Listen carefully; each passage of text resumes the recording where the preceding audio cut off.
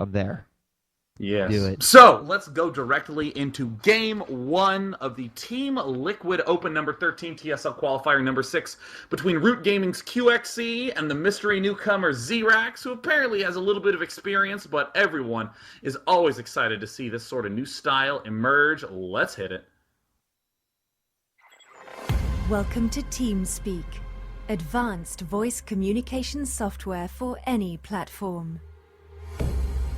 TeamSpeak allows groups of people to communicate and share information with anyone, via the internet or through private networks. Using your Windows, Mac or Linux-based computer, all you need is a headset with microphone, and in minutes you can be chatting with others in real time, using our crystal clear voice technology.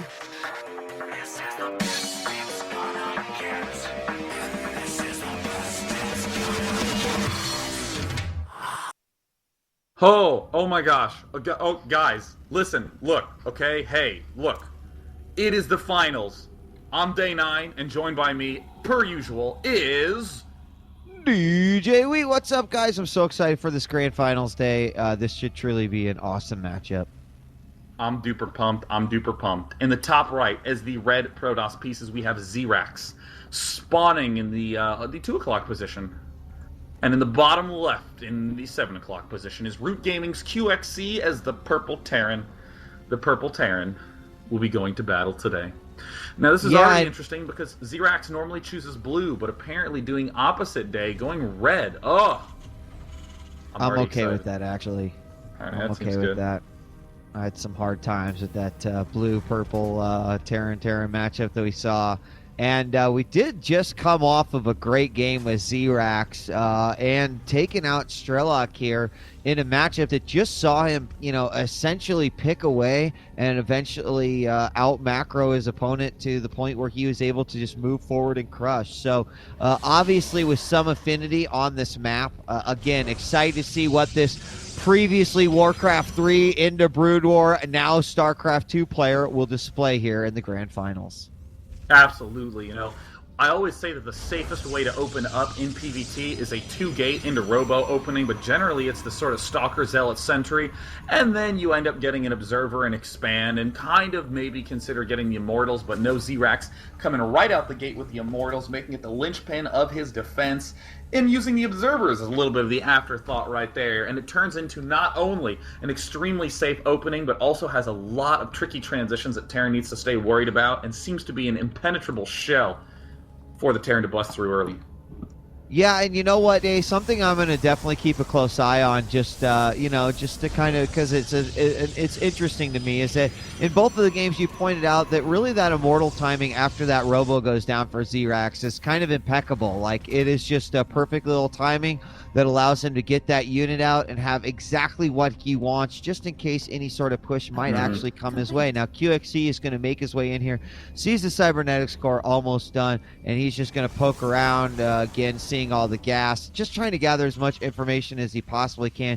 He has put his factory down, and will be starting off down that line. Now, here it comes. Will ZeeRax put down his Robo facility? And yeah, doesn't care. Scout me all day long. This is how I open with the Protoss.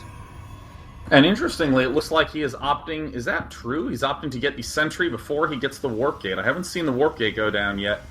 Yeah, look at that, delaying the Warp Gate. Very clever, and it looks like now he will be getting the Warp Gate down. First getting the Robo, then getting the Sentry, and then the Warp Gate. That's one of those things that players kind of take for granted. And look at QXC with his trademark style, just plopping a bunker down right outside the front. Yeah, it's like, this is cool. I'm just going to stake some claim right here. He's got a Zealot, and yeah, he will get that Sentry out. Sentry just a little bit behind, though, as one Marine makes his way up. He could be able to chop those two forces in-house, but he's just going to stand back, let things run their course. The Robo facility is done. The bunker is loaded up here, and I assume that we will go ahead and see an Observer first, but he switched his rally point. Maybe an Immortal coming out first to take care of what we've got, and there it is. Oh, yeah, ZeeRax sees that there's a bunker down. He doesn't need to do any sort of early scouting. He has a great sense of what's going on. But look at QXC's amazing timing back home. We see that he is getting a starport for a really fast Banshee and also a command center as well as this bunker contain. I'm sure this is going to be a very, very weird situation for ZeeRax to deal with. We do see that the warp gate is getting chrono boosted. There is the Immortal getting chrono boosted as well. So it will be a big bust coming up for ZeeRax. And here he comes, Immortal moving out. It'll get a couple of hits there on that bunker, and then we'll move back once it realizes those Marines are kind of chewing him apart. Another Marine will join in back here, and another bunker going down as well. So I feel like QXC really handling this. You know, his opponent, or his Terran buddy, Strelok, actually decided to go for a little push and then back off, where QXC wants to apply that pressure and then keep it right in his face for a while. We do see that there are a couple more barracks going down right now for QXC. He's getting a reactor for his barracks, but this means that in QXC style, he's going to have almost no gas to get any of those essential upgrades. ZeeRax is going to be flying right by that Banshee there. He sees the Banshee right now. Will he notice in time and pull back? I'm not entirely sure. Looks like he is trying to consider moving out the front, but ZeeRax is feeling completely pinned, getting a third Immortal out right now, but I still don't see any response to this incoming Banshee.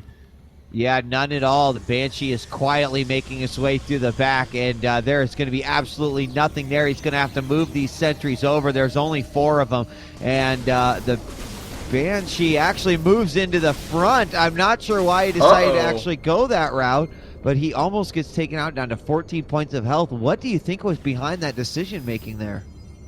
You know, I have absolutely no idea at all. That was one of the more confusing decisions I've seen QXC make. But the big danger right now is that ZeeRax is getting good positioning in. He's going to begin darting forward with that Immortal, trying to pick off these bunkers. One Immortal will end up falling, but QXC cannot repair in time. He's going to salvage those bunkers. One Banshee falls, and it looks like another Banshee going to fall very soon. The rest of the army just gets torn to shreds. Does QXC have any way to defend this huge push incoming?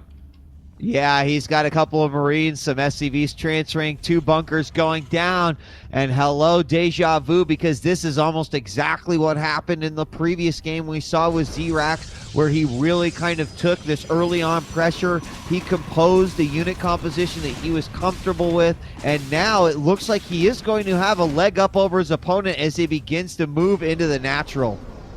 And there's the Guardian Shield going down, an essential piece to the puzzle. And oh no, he throws down 1 force field. Doesn't manage to lock things out, but he does manage to prevent any more repairing. And it looks like ZeeRax is going to be able to break through here. QXC has almost nothing there. It looks like that one Banshee at the expansion still doing a little bit of damage, but QXC is going to end up having to lift this Orbital. Yeah, Orbital is finally lifted, and that, unfortunately, that Banshee could probably do more damage in the main of his opponent, but he's just chilling there at the expansion while ZeeRax is putting on a lot of pressure. Another Banshee, or at least a fully repaired Banshee, does move forward. Barracks being built here at the ramp, but it goes down, and although blocking what's going on here, I almost have to turn my camera a little bit, but we still have several Immortals up. We've got a couple of Marauders, though, moving in, and QXC might actually hold this off thanks to that Banshee and the work here of some reinforcing Marauders and Marines. No. Look at the natural expansion of ZeeRax. He has 52 health left on that Nexus, 32, and he loses the Nexus. ZeeRax with a huge error that almost undoes all the damage he put on QXC's front. Looking at the food count, they are even in food. Looking at the unit count, a couple more workers out for ZeeRax, but I just cannot believe he let that fall. Yeah, and you know, I mean, I would actually almost question, should he have attacked into QXC base? Was that the right decision for where he was at? He had completely disrupted the natural. Perhaps he could have backed off a little bit, try to kind of Protoss contain of his own, and got more units, but here he's going to go in for another attack. And it looks like some force fields getting thrown down, but there's no Immortals. He's trying to get that one Immortal into the fray. He manages to pick off one Banshee, but it doesn't look like he's going to be able to do anything to that second one.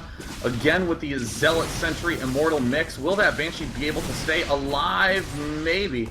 The Immortal getting all the way to the front, though, is going to really increase that damage, and it looks like the Banshee, manages to stay alive. Oh, brutal. That'll break a brother's heart right there. Yeah. Does look like And QXC doesn't want to risk it, doesn't want to chase down that one lone immortal. QXC doing everything he can to try to stay afloat in this game, but man, was that kill on that expansion Nexus pivotal. It was pretty nasty now, and it might actually put ZeeRax into a more offensive position. He did manage to save that one mortal in the last battle, so maybe he's actually going to choose to just go ahead and attack here. You see that he's got this pylon here at the tip of his base, warping in some stalkers, bringing them down, and there is not the biggest army here for QXC. I mean, this could go either way. Unit control, he's going to probably focus fire that Banshee right away, and he does, and then starts working on these. No, he doesn't finish off the Banshee, and Stalker's rolling in and just getting demolished. And unfortunately, that little army of ZeeRax couldn't do much, and that might be it. Oh, this was ZeeRax's game at the start, advancing towards that natural expansion, but just letting his Nexus die on accident and trying to rush everything in for a quick kill. Just a brutal, brutal blunder there by ZeeRax. Yeah, and here comes what could be the final kill for QXC. He'll march his units up the left side tunnel of Xel'Naga, instantly going for that Nexus, knowing that it would just put ZeeRax even further behind. Probes are pulled, but it is not going to matter. And God, this Banshee, although it has no kills right now, but the Banshee play in general from QXC has really been very, very awesome. And there we go. I'm not sure what those final comments in the game were, but GG is declared, and QXC wins game number 1. I mean, this is a very, very surprising first game. I mean, ZeeRax, who against Straylock played seemingly impeccably. I mean, yeah, just absolutely flawless defense and decision-making, and only attacked when he had a huge leg up, suddenly looked like he felt absolutely obligated to do some sort of early attack that had to win it there, completely abandoning the expansion, completely avoiding any sort of long-term planning, and after he lost that expansion, ZeeRax kind of fell apart. But fortunately, that is a pretty easy mistake to overcome. All you have to do is buckle down and play your calm, regular game in the following games, because it is a best of 5.